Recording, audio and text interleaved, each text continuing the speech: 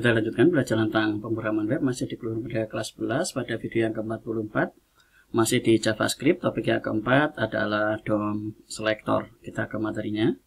Masih menggunakan referensi dari w3schools.com. Sekarang kita akan ke VS Code untuk langsung praktek. Di dalam sini, di dalam HTML, saya sudah membuat 3 bagian dari HTML. Yang pertama div, kemudian ini pengenalnya menggunakan kelas yang namanya kelas container. Saya beri nama kelas container. Kemudian di sini ada elemen H1 ini. Jadi ini pengenalnya adalah tag H1 ini. Kemudian di sini ada P dengan saya beri tanda pengenal menggunakan ID. Jadi ada kelas, kemudian ini ada tag, kemudian ini ada ID. Ini untuk mengenali HTML. Sekarang kita akan kenali bagian-bagian ini di dalam JavaScript. Caranya kita akan ambil dulu yang ini, yang H1 yang tidak menggunakan apa-apa, langsung tag saja. Di sini saya menggunakan function tampil. Function tampil ini akan dijalankan oleh button ini. Ada on click ini. Jadi on click langsung akan memanggil tampil. Ini ada kurung kurawal buka, kurung kurawal tutup untuk menandai kalau ini adalah function. Kita ke sini. Kemudian di sini saya akan buat dokumen. Kemudian dot query selector. Nah di sini kemudian kita kasih petik-petik. Kemudian ini kita isi dengan H1. Jadi H1 ini akan memanggil dari ini H1 tagnya. Kemudian di sini saya akan isi dengan inner text. Kemudian ini kita kasih petik-petik. Belajar JavaScript.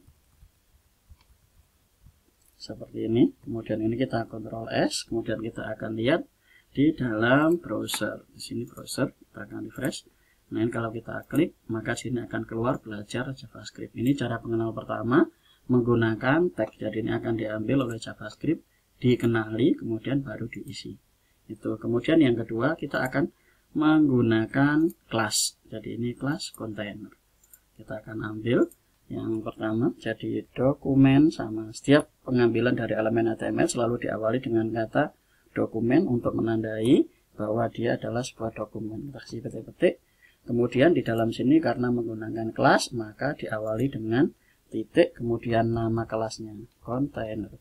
Jadi ada titik, kemudian nama kelasnya. Kemudian ini saya akan ganti dengan style.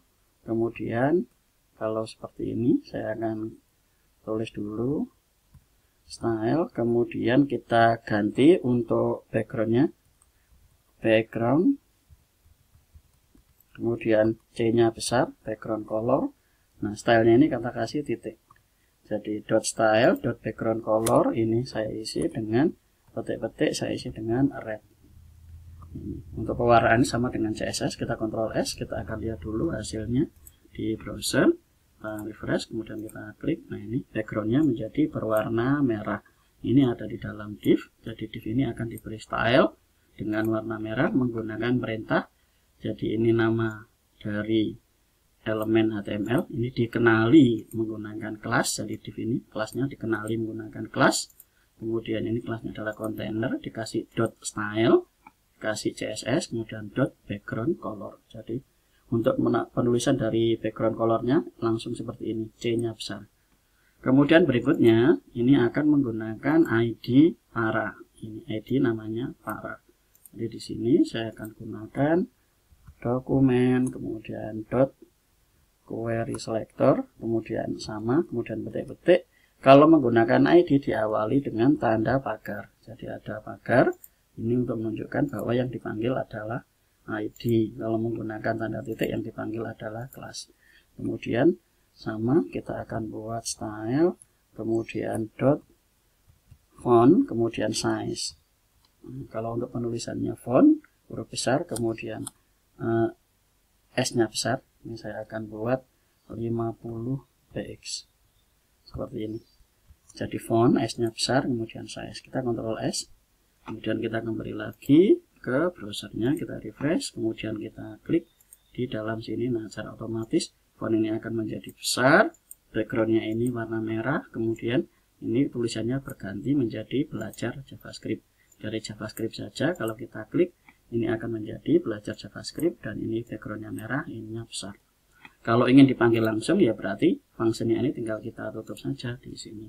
Kontrol garis miring dan ini juga kita kontrol garis miring. Nah, ini berarti tanpa wadah. Jadi kalau kita panggil dia nggak perlu klik, langsung jalan. Karena ini dikasih wadah ya berarti kita panggil dulu wadahnya menggunakan on click. Jadi function adalah wadah. Nah, ini kita panggil menggunakan on click. Nah, itu saja materinya. Silakan dicoba.